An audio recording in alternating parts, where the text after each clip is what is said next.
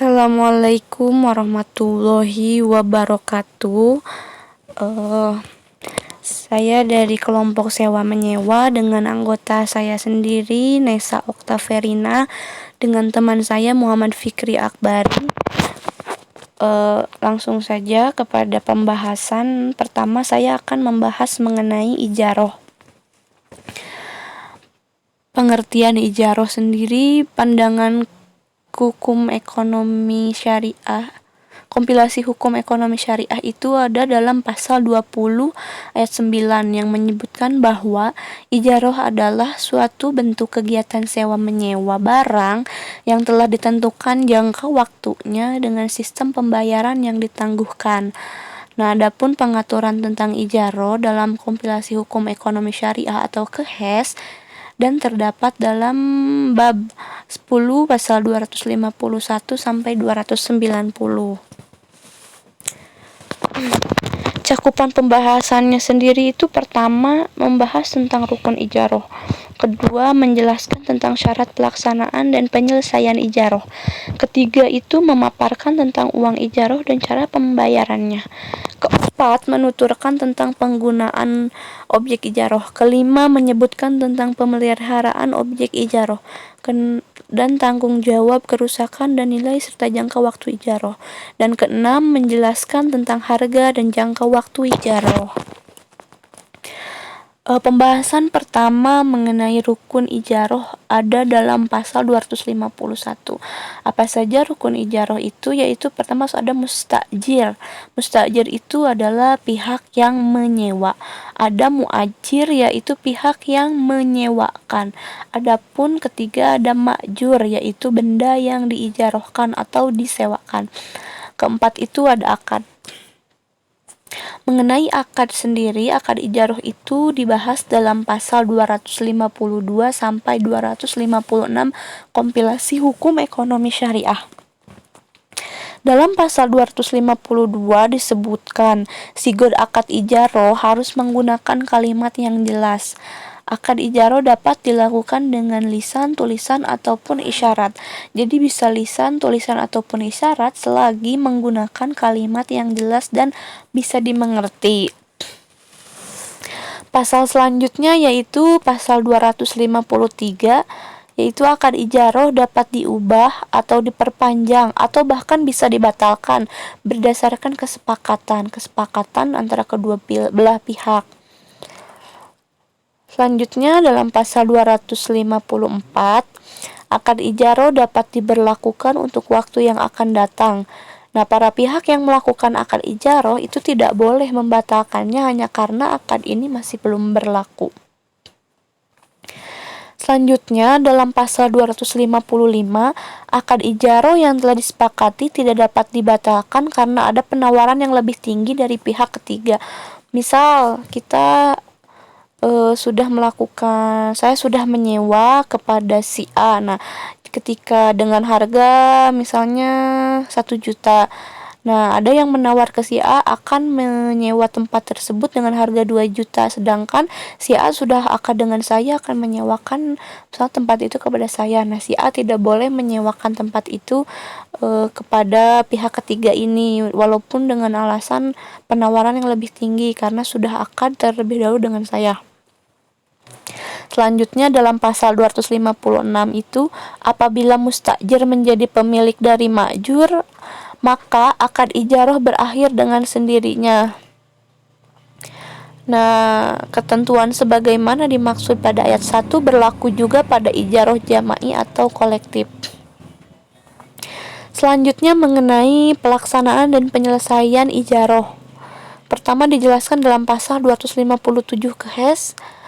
Nah, untuk menyelesaikan suatu proses akad ijaroh, pihak-pihak yang melakukan akad itu harus mempunyai kecakapan melalui perbuatan hukum.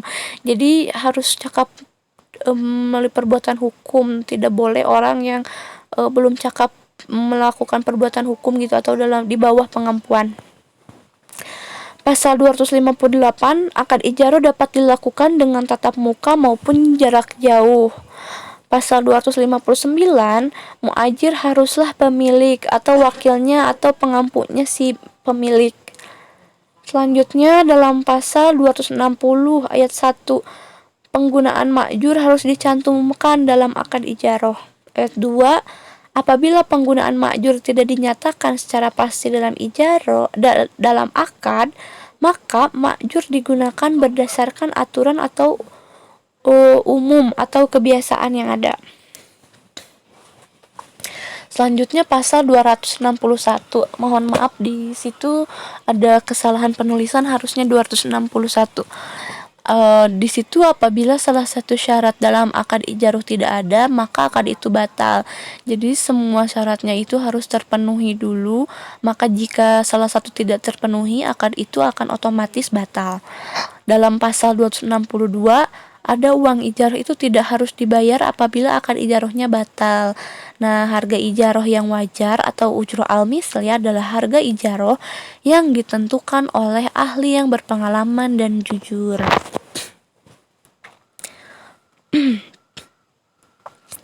Selanjutnya ada uang ijarah dan cara pembayarannya.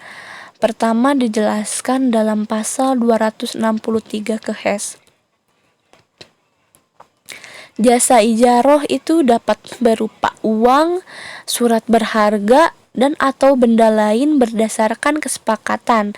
Jasa ijarah dapat dibayar dengan atau tanpa uang muka, pembayaran didahulukan, pembayaran setelah ma'jur selesai digunakan, atau diutang berdasarkan kesepakatan.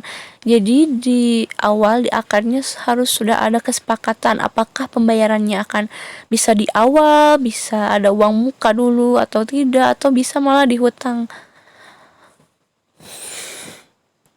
Pasal selanjutnya pasal 264. Adapun uang muka ijarah yang harus dibayar itu tidak dapat dikembalikan. Yang sudah dibayar tidak dapat dikembalikan kecuali ditentukan lain dalam akad. Lalu uang muka ijarah harus dikembalikan oleh ma'jur apabila pembatalan ijarah dilakukan olehnya. Selanjutnya, uang muka ijarah tidak harus dikembalikan oleh muajir apabila pembatalan ijarah itu dilakukan oleh mustajir. Dan jika mustajir yang melakukan pembatalan, maka muajir tidak harus mengembalikan uang sewanya tersebut.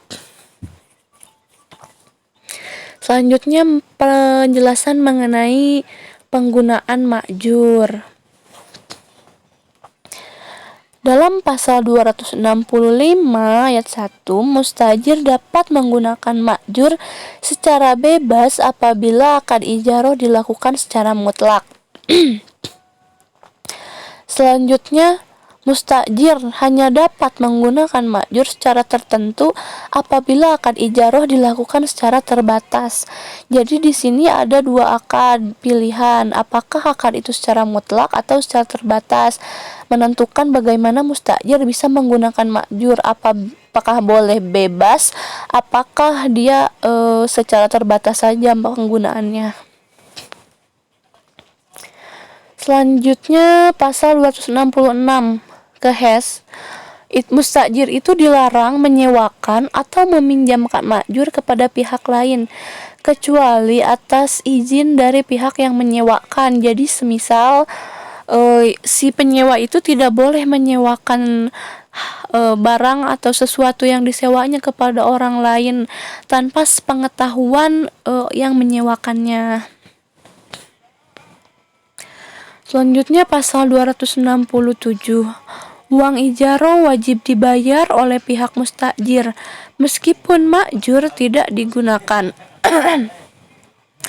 Ketika kita sudah menyewa sesuatu, maka apakah sesuatu itu kita gunakan atau tidak, pembayarannya harus tetap dibayarkan kepada pihak yang menyewakan.